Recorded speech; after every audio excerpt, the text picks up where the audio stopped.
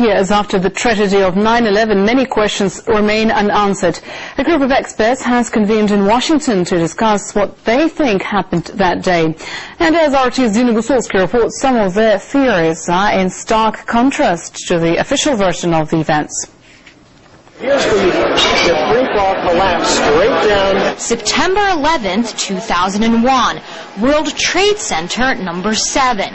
The U.S. government said that this building and the 2 others collapsed as a result of fires ignited by jet fuel. But according to these folks, those are all lies. Richard Gage is the founder of Architects and Engineers for 9/11 Truth. We have the chemical evidence. An organization of experts and professionals who believe that the real story behind the destruction of the towers is still up in smoke. No building has ever collapsed due to fire in a high-rise building, ever. The Twin Towers were brought down with explosive-controlled demolition. We have a free-fall collapse in the case of Building 7 for 100 feet of its fall, which can't happen without the columns being forcibly removed as in a typical controlled demolition. Volunteers came from all over the country to show videos, hand out brochures, and point out the inconsistencies between government agencies' explanations of what happened on 9/11 and scientific evidence that seems to prove otherwise. We have chemical evidence of high-tech explosives found in all of the dust. We have evidence of thermite found in the molten iron samples.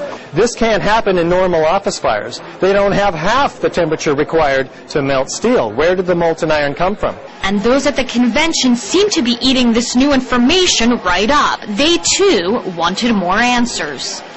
I could certainly find it easy to believe that the truth was covered up. If something other than airplane fuel made the World Trade Centers come down, we need to understand what that was and what caused it.